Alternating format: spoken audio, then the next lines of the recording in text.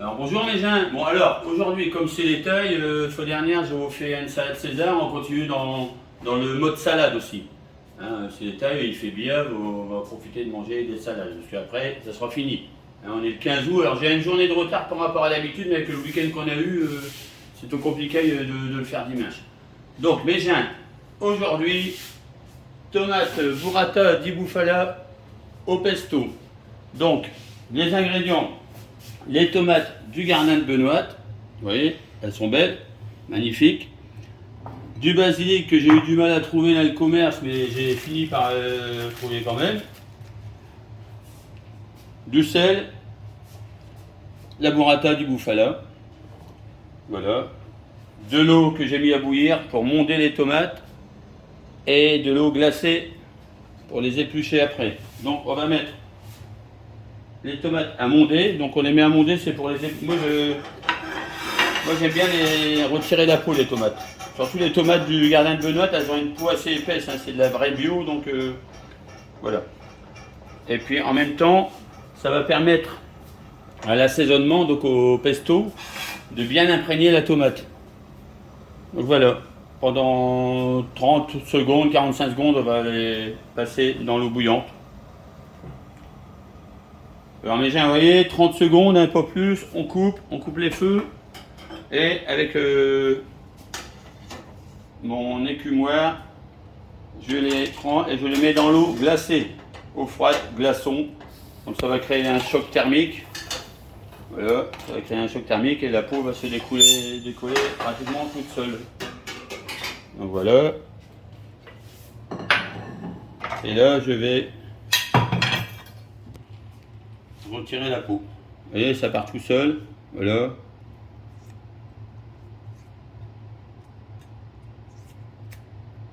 Elles sont coriaces, hein, c'est les tomates du Gardin de Benoît. Hein. C'est là, c'est pas très taille, rien du tout. Hein. Voilà, on va refaire une deuxième pour vous montrer. Il y a plusieurs variétés. Hein. Donc il y a la tomate ananas, la tomate... qu'est-ce qu'il y a comme tomate? Tigré. La zébra. La noire de Crimée. Noire de Crimée. Et il y a la cœur de bœuf aussi.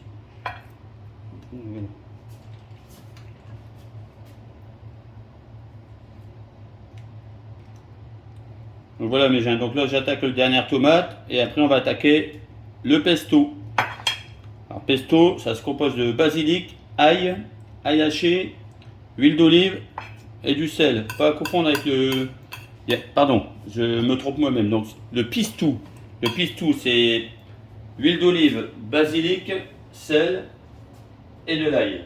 Le pesto, c'est la même chose, sauf qu'on rajoute dedans ou des pignons de pain ou du parmesan râpé. Voilà. Pesto, c'est en Italie. Pistou, c'est dans le sud de la France. Donc voilà, on va attaquer ce fameux pistou. Voilà. Donc on met l'équivalent de 2 gousses d'ail à peu près. Faut pas mettre de trou. Alors que je vais d'abord mixer tout seul avec du sel.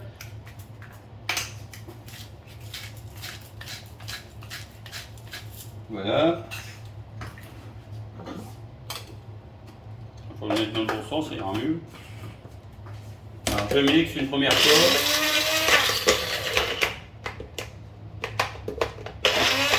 Voilà.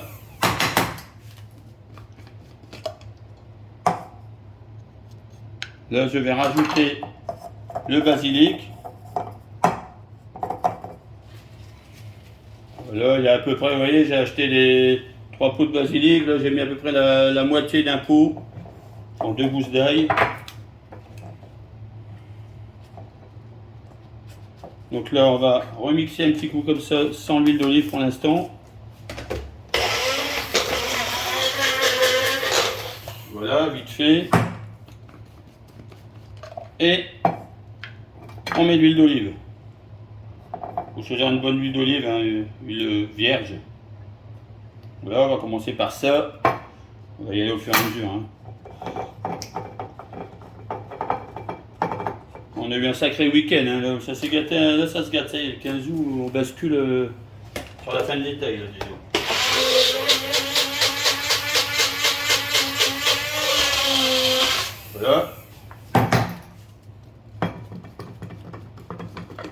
pistou, bah c'est ça, tout simplement. Hein. Donc on va le goûter. Je vais le goûter. Donc ail, basilic, huile d'olive, un peu de sel. Je vais remettre un peu de sel.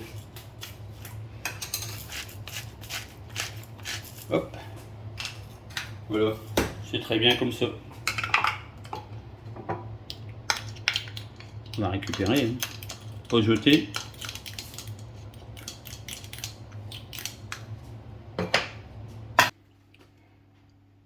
Alors mes gens, ça y est, donc le pesto il est fait, le pistou est fait, vous voyez, moi-même je mélange les deux. Le pistou est fait, la burrata je l'ai sorti de son eau, les tomates sont émondées, donc on va attaquer le dressage, il n'y a rien de bien compliqué, hein. Vous disiez, vous voyez, le fait qu'il n'y ait plus la poule, le pistou va bien pénétrer la tomate. Et quand vous faites une salade de tomates, vous pouvez faire pareil avec une vinaigrette normale. Ou alors, tiens, les pédoncules, parce que c'est pas très agréable à manger. Hop. On va essayer de partager un petit peu. Comme il y a deux assiettes, on va mélanger les variétés sur les deux assiettes.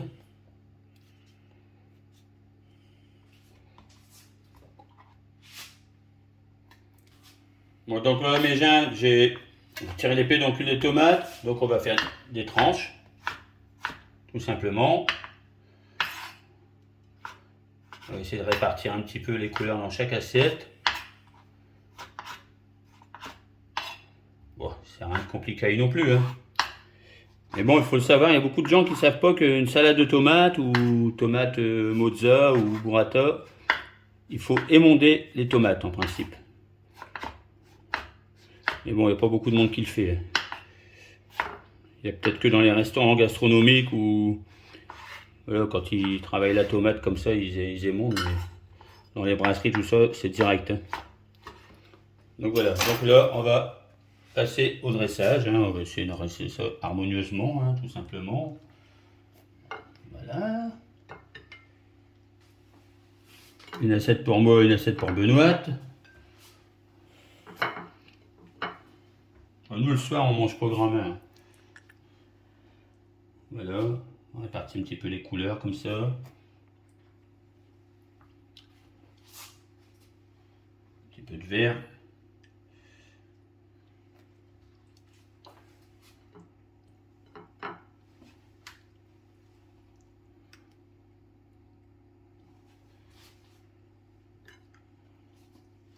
Ici, hop. Voilà, voilà. Là, on va y mettre la burrata. La burrata, on va l'ouvrir. La burrata, donc c'est un peu comme une mozzarella, mais sauf que il y a un cœur crémeux au milieu. Voilà.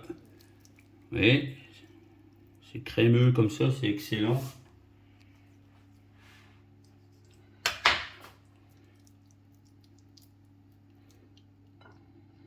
Voilà. Je vais me rincer les mains.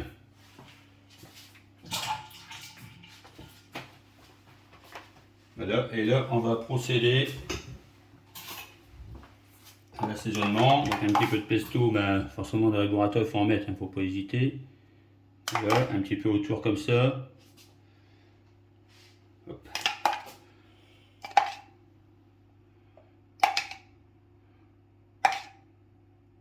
Il ne faut pas y aller trop fort quand même avec le pesto, parce que c'est assez fort. Donc ces tomates-là, je ne les ai pas mondées, mais comme elles sont mignonnes, j'ai dit tiens, je vais les mettre aussi. Donc on va les couper en deux. Je vais prendre notre couteau, c'est pas très propre. Voilà. Voilà, pareil, on retire un petit pédoncule. On va faire un petit peu de déco comme ça. Voilà. Ici, pareil avec celle-là. Celle-là, on va la couper. Voilà. Ça apporte de la couleur. Puis bon, faut qu'on ait à manger quand même. Hein. On mange que ça ce soir. Là. Et voilà. Hop. Ça fait son effet, hein, c'est coloré, voilà, c'est sympa.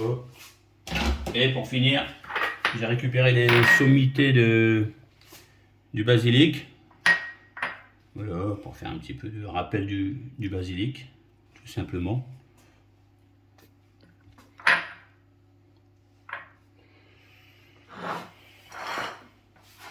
Voilà mes gens, tomate burrata di bufala au pesto. Bon appétit, je vous présente le vin maintenant.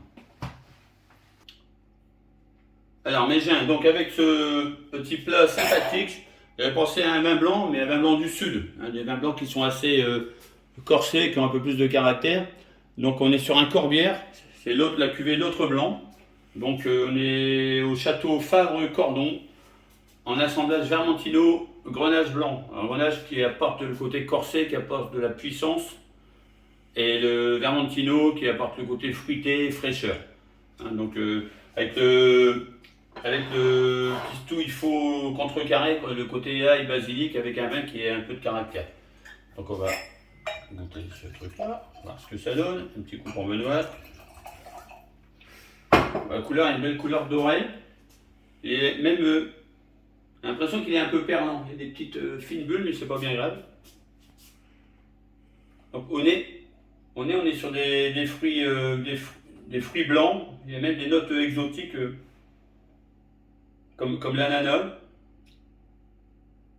C'est un vin qui a beaucoup de caractère en bouche. Et sur la fraîcheur, la minéralité. Puis beaucoup aussi, on retrouve un petit peu ce qu'on a au nez, hein, le côté fruits blancs, ananas même confit. Beaucoup de gourmandise aussi. Un vin qui a de la matière, ça va le faire. Avec la tomate burrata, ça va être top.